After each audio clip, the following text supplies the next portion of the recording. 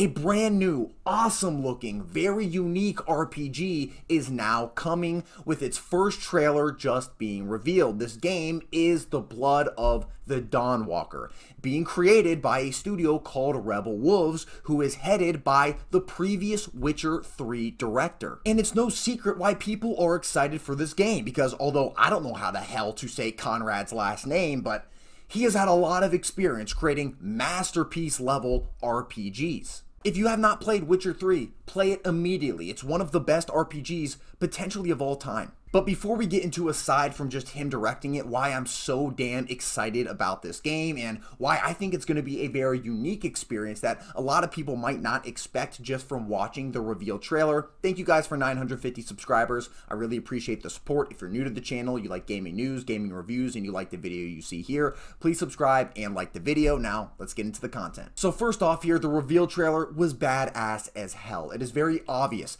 They are not holding any punches back here. This is a dark fantasy universe with a lot of brutality, a lot of grit, a lot of gore, etc. And in my opinion, in recent years, a lot of these AAA studios have shied away from going super dark fantasy. We're making their games and their stories very mature, specifically because they obviously want to reach a bigger audience. So for me, at least, it was very refreshing to see what they've already shown in that reveal trailer. Now, on top of this, I think the lore of the world and the game mechanics specifically seem very unique, and obviously these weren't revealed in the trailer. However, we do know a lot of details already on how this game might end up being. So this game is going to be set in the plague-ridden 14th century, where endless different wars and the Black Death have left humanity just in general extremely vulnerable. And with all of this going on, vampires rise up with that vulnerability of humanity to really control the world for themselves. But what's cool here is they're doing this in a very unique way.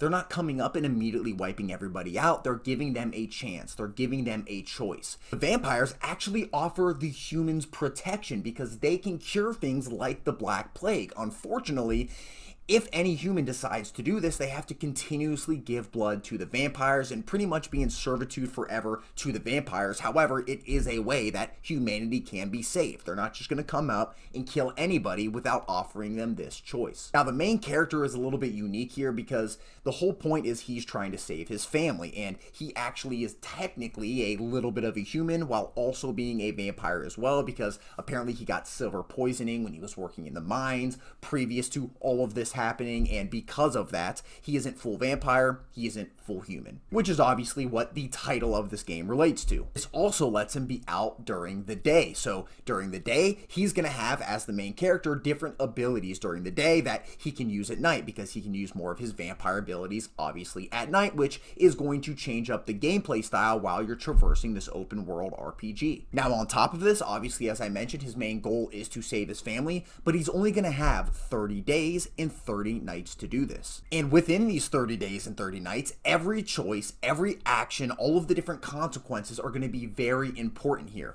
How you decide to go about your playthrough is going to be different every single time. There's also going to be very different endings. One where you can choose to save your family and be more of the quote-unquote good guy. One where you don't want to save them at all and you kind of turn and actually partner with the vampires instead. Now, on top of all of this, there's also going to be some survivability mechanics. I don't think we know a ton of what this is going to be yet, but I'm assuming you probably have to maintain things like your hunger or even potentially your thirst for blood, like we've seen in some vampire-related games as well. Now, overall, there's a lot of things that I think are very good here, even for someone like me who's not necessarily a huge survival game guy. I also don't necessarily always like games that have a time-gated mechanic where you kind of have to restart the game if you don't do something in a certain amount of time. But just in general, I think the lore of this world, the dark fantasy environment that they're aiming to bring us, especially how immersive they're trying to make this for the players. I'm a huge proponent and love RPGs that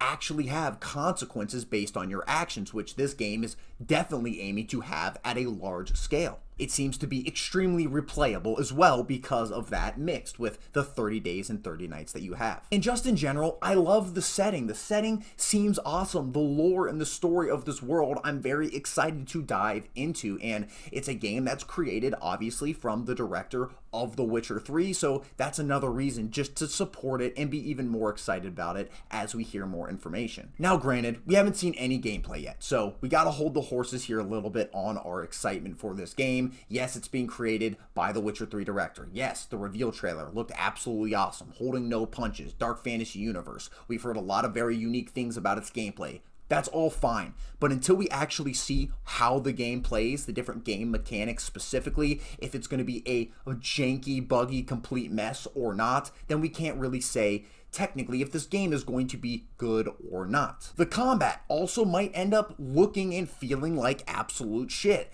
The consequences that you're supposed to have might actually not end up being consequential at all. We have to wait and see. What they have done is enough to get the general population excited. I've seen a lot of people talking about this. I am as well, and I'm very, very eagerly awaiting more information from Rebel Wolves. So thank you guys so much for watching this new video. If you guys are excited for this game, let me know why down below. Is it just the trailer? Are you excited for the unique gameplay mechanics? Are you survival fans? Are you open world RPG fans? Are you a fan of some of these time-gated mechanics within games? I would love to hear down below why or why not you are excited for this game. In addition, please like this video if you like the video, subscribe for more content like this, and I'll see you guys in the next one. Peace!